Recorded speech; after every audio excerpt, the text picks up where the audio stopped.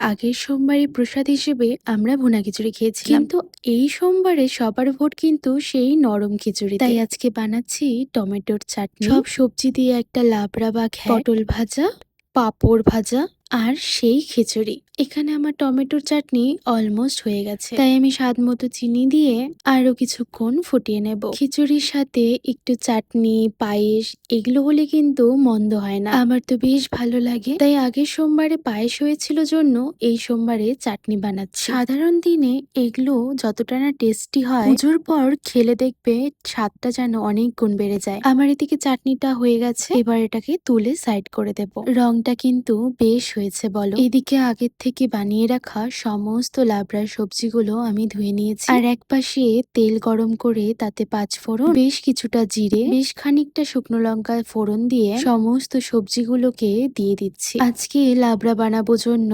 রবিবার দিন রাতেই সমস্তটা বাজার করেছি, কারণ লাবড়ার মধ্যে একটু মূলো, একটু পুঁই পাতা, একটু মিষ্টি কুমড়ো না দিলে স্বাদটা যেন সেইভাবে বৃদ্ধি পায় না। আমি ভালো মতো লবণ, হলুদ, লঙ্কার গুঁড়ো, জিরার গুঁড়ো, ধনিয়ার সমস্ত মশলা দিয়ে ঢাকা দিয়ে কিছুক্ষণ রেখে আবার ঢাকনা খুলে বেশ কিছুক্ষণ নাড়িয়ে নেব, যাতে প্রত্যেকটা সবজির মধ্যে মশলাগুলো লাগে। আগে ছোটবেলায় না লক্ষ্মী পুজোর দিন এই খিচুড়ি লাবড়ার জন্যই প্রসাদ খেতে যেতাম, কিন্তু লক্ষ্মী পুজোয় নাড়ুটাও ছিল একটা মেন ফোকাসে। ঘ্যাটটা বসিয়ে আমি এক পাশে পটলগুলোকে মেখে নিলাম হলুদ, লবণ, খানিকটা চিনি দিয়ে। সামান্য একটু চিনি দিয়ে যে কোনো ভাজা করলে দেখবে আলাদাই একটা টেস্ট হয়। আমি এই ঘ্যাটে সামান্য পরিমাণ জল দিয়ে বারবার ঢেকে ঢেকে সবজিগুলোকে সুন্দর করে সেদ্ধ করেছি। যেহেতু সবগুলোই ছোট ছোট করেই কেটেছিলাম, তাই তাড়াতাড়ি সেদ্ধ হয়ে গেছে। নামানোর আগে বেশ কিছুটা ঘি আর গরম মশলা দিয়ে ভালো মতো কষিয়ে নামিয়ে নেব।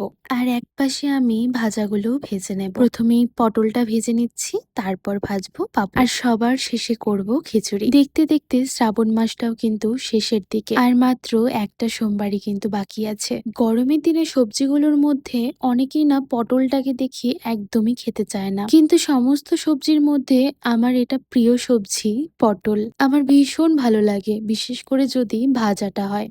এবার ভেজে নেব পাঁপড়গুলো। পাঁপড়গুলো আগের থেকে ভেজে একটা কৌটোর মধ্যে ঢুকিয়ে রাখবো, তাতে কিন্তু ড্যাম হবে না। আর এবার খিচুড়ির জন্য পাঁচফোড়ন, জিরা, শুকনো লঙ্কা, তেজপাতা ফোড়নে দিয়ে ডালটাকে দিয়ে ভালো করে ভেজে নেব। আর এই খিচুড়িটা না সবাই ভালো মতো করতে পারে, কিন্তু আমার মায়ের হাতে এই খিচুড়িটা খুবই ফেমাস। আর পুজোর পর না এরকম গরম গরম খিচুড়ি টেনে টেনে খেতে কিন্তু ভীষণ ভালো লাগে। শেষে আমি বেশ খানিকটা ঘি আর গরম মশলা দিয়ে নামিয়ে নিয়েছি।